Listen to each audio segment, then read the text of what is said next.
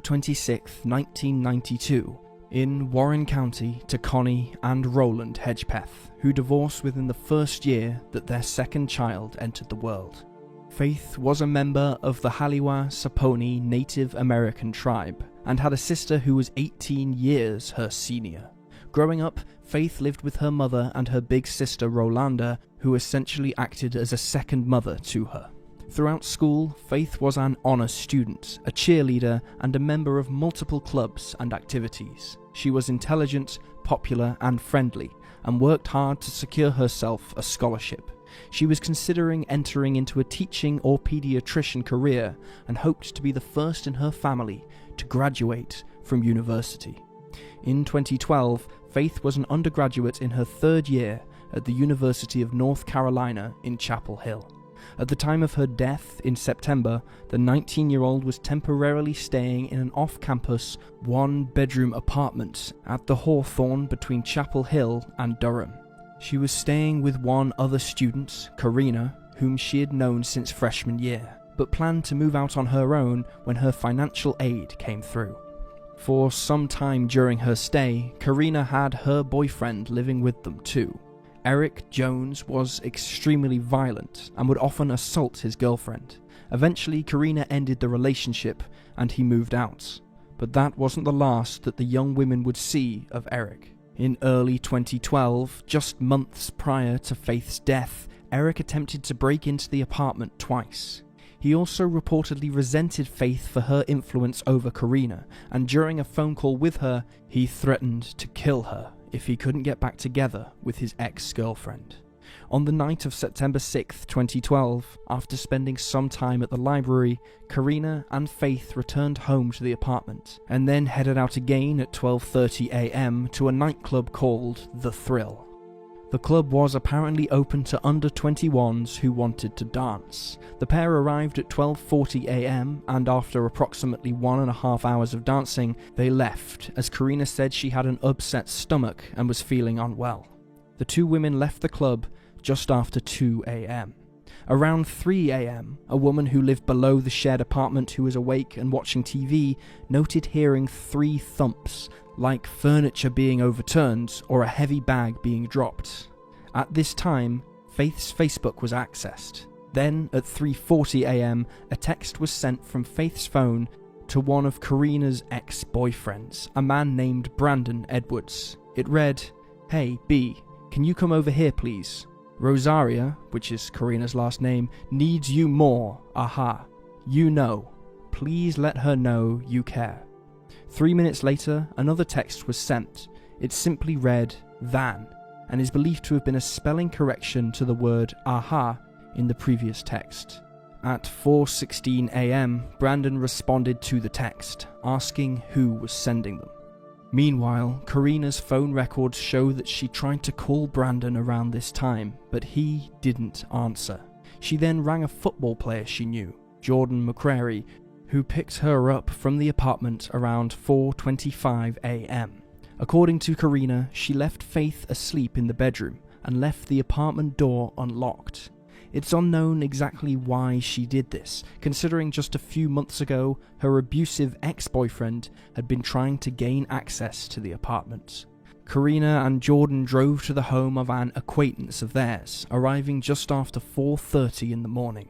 6 hours later, at 10:30 in the morning, she decided to try and get home. She called Faith, but there was no answer, so instead she phoned a friend who drove over to pick Karina up just before 11 a.m. Back at the apartment, Karina and her friend entered, calling out for Faith. When she didn't answer, they made their way through to the bedroom, where they found her bloodied, wrapped up in a quilt, and nude from the waist down. She was face up and hanging half off the bed.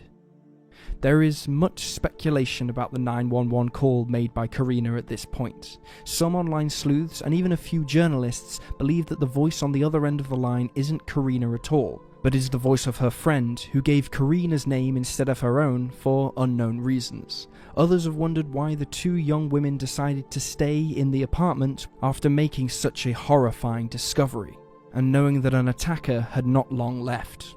It's also noted that Karina seems very reluctant to check if Faith is actually still alive or not.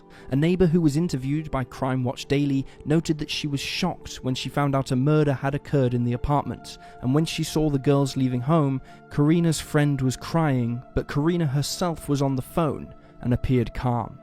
Faith had been bludgeoned to death, specifically with a bottle of Bacardi rum. The bottle was intact. Semen was found at the scene, although whether Faith was sexually assaulted or not is hard to say, as the majority of reports, and even police themselves, are unclear about this. Faith's older sister, Rolanda, told Crime Watch Daily, quote, "I'm not quite sure why they won't exactly say she was raped.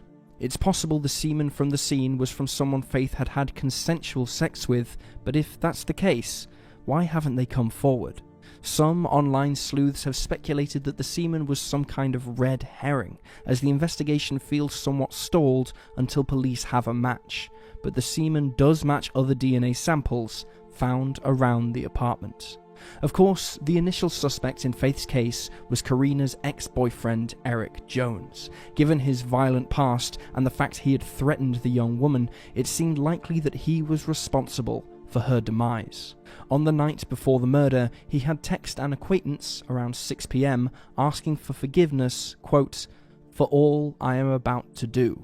He also tweeted it. 3 days later, he made a Facebook status reading, quote, "Dear Lord, forgive me for all my sins and the sins I may commit today.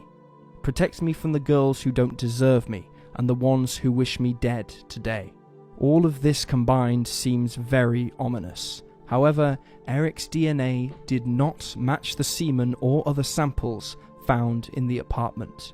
Reportedly, Brandon Edwards, along with several other men from the nightclub who'd been seen with the young women, were also given DNA tests, but none of them matched the samples from the crime scene.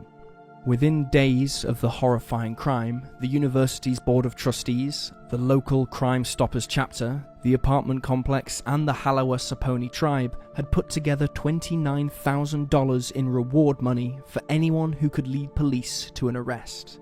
Police hoped this would encourage people to speak out, especially given their own limited resources. But sadly, it did not. 2 months later, the Northern Carolina governor added a further $10,000 to the reward, but this still did not entice answers. The investigation into Faith's brutal and unjust passing by Chapel Hill police was kept tightly under wraps. For several years, evidence and records were kept sealed to news reporters and even the family. This led to a lot of controversy in the case, with many journalists and even the local student paper believing that the police were attempting to cover up huge mistakes in the initial investigation. This was given further credence when, in April of 2014, a reporter called Chelsea Dulaney took it upon herself to speak to neighbours and locals and discover what they knew. 2 neighbours reportedly told her that while the police sealed off the 4-unit block with crime scene tape, they only searched Faith's apartment and nobody else's. They also neglected to explore the woods behind the apartments. The authorities only then returned once to investigate one other flat. They apparently did not canvass the area or carry out interviews with neighbours, and Faith's car was left unsecured while police searched her apartment. Dulaney also spoke to the owner of a towing company who had the contract for the Thrills parking lot. He had CCTV in place, but police didn't ask for it for months after the slaying, and by that time, the footage had already been recorded over. Throughout the first several years of the investigation, there was much back and forth between the student paper at Faith's University, other local papers, and the authorities about releasing the information they had. Time and time again, locals petitioned to have the information released, but every time a judge would reseal the investigation documents for a further 1, 2, or 3 months. In January of 2013, police announced that the DNA they'd found at the crime scene belonged to a male. Following this, the FBI developed a probe and likely lived near her in the past, expressed an interest in her, and would have changed his behaviour since the crime, likely being overly and unusually interested in the case. In September 2013, the records were still sealed. The Chapel Hill PD requested the assistance of the North Carolina State Bureau of Investigation, which helped out in the early days of the investigation. In March of 2014, the Daily Tar Heel, which was the University of North Carolina's student paper, came together with other local news companies to oppose the district attorney's motion to extend the seal on the records for another 60 days. The DA argued that the investigation would be hindered if the records were released, and so they remained sealed. Finally, in July of 2014, the records were released. A few months later, Faith's autopsy report was released, confirming that she had passed away from blunt force trauma. She had numerous cuts and bruises, injuries to her hands, and blood under her fingernails, suggesting that she put up a ferocious fight against her attacker. One of the most peculiar clues found at the scene of the crime, however, was an odd note left near Faith's body on the bed. It read, quote, "I'm not stupid, bitch. Jealous." It appeared to be written in ballpoint pen on a white paper bag, like those used for takeaways. The bag is believed to have possibly come from Time Out, a popular 24-hour restaurant in Chapel Hill that would have been the only place open at the time Karina and Faith left the club. The pen used to write this note had on it the same DNA as those other samples found around the apartment. Although investigators haven't done analysis of the handwriting, Crime Watch Daily hired Peggy Waller to take a look at the evidence. Since the paper was clean of blood, it was either written before the homicide took place or was written somewhere outside the bedroom.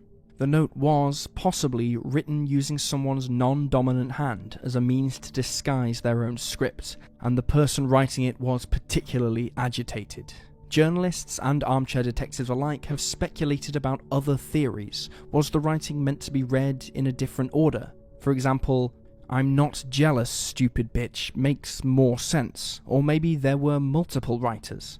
Others have wondered also about whether the takeaway bag was maybe used to write notes back and forth between two people, perhaps while one of them was on the phone. It's also been suggested that perhaps the note was a red herring. Why would the killer leave a note like that? It seems to pit evidence against themselves, which seems rather redundant. Besides, by the time the note was left, Faith was already deceased, so what point was there in leaving it behind? Then, another startling piece of evidence came to light. Faith was reportedly well known by her friends to pocket dial people, and this occurred on the night of her murder. The friend didn't answer the call, so a voicemail was left. It's extremely difficult to make out anything on the voicemail, but Faith can be heard alongside at least one man and one other woman. The message was left at 1:23 a.m. on September 7th. At this time, Faith and Karina would have been in the club. Crime Watch Daily hired an audio expert named Arlo West to try and enhance the recording to make the dialogue understandable. With this in mind, Arlo's findings have received a mixed reaction. While some think he's onto something, others have attempted to discredit him. According to Arlo, he can hear Faith screaming and crying in some sections of the voicemail, at one point saying, "Get off me," while another point, a male says, "I think she's dying," and a female voice says, "Do it anyhow." He also believes he hears the name Rosie and Eric, with Rosie being a nickname for Karina Rosario. Another male voice is believed to say, "Just throw it in the river," and mention duct tape. Arlo believes that on the recording there are multiple male parties and two females, with one of those being Faith. Her own father believes it's her voice screaming on the voicemail. While some people believe that this was a fight occurring in the club, Arlo West disagrees, stating his belief that this was a recording of Faith being attacked at home. He sent Chapel Hill PD the recording along with his transcript, but the authorities are unsure what to make of it, considering they placed Faith's death around 4 in the morning. Arlo, however, pointed out that there was a glitch on iPhones that sometimes made voicemails appear 3 hours behind. In September of 2016, the police revealed an image generated by Parabon Nanolabs, a genetic testing company in Virginia. The image was of what the suspect might look like based on his DNA profile. The suspect is described as being strongly Native American and European mixed ancestry, or possibly Latino. Most genetic markers pointed towards Mexican and Colombian ancestry, with other South American or African countries making up the balance. With over 80% confidence, it's believed the suspect would have an olive skin tone, with either a few freckles or none, and black hair. Authorities believe that Faith's slaying was not a crime of opportunity, but that it was carried out by someone in her social group. Of the 2,000 people authorities interviewed, 750 had DNA samples taken. From mapping the relations between each other and between Faith, police narrowed their suspect pool down from 1,000 to 10 people. One journalist from the News and Observer, who has been extremely vocal about the case, Tom Gasparoli, said in 2017 that he believed the killer was probably just outside Faith's social group, as otherwise investigators would know who it was by now. Perhaps the killer was acting out in anger at some sort of grievance the 19-year-old caused someone else close to her. The most common theory in Faith's case is that Karina was the one to kill her. Jordan may have provided her with an alibi, but many point out her shady behaviour of leaving the door unlocked and the way she acted on the phone as being indicators of knowing more than she is letting on. It also appears to some that Faith was killed in some sort of fit of rage, and the killer used whatever was to hand. In this case, a bottle of alcohol. Online sleuths suggested that the pair argued that night, and Karina accidentally or purposefully killed Faith, and that maybe Karina was jealous of her friend.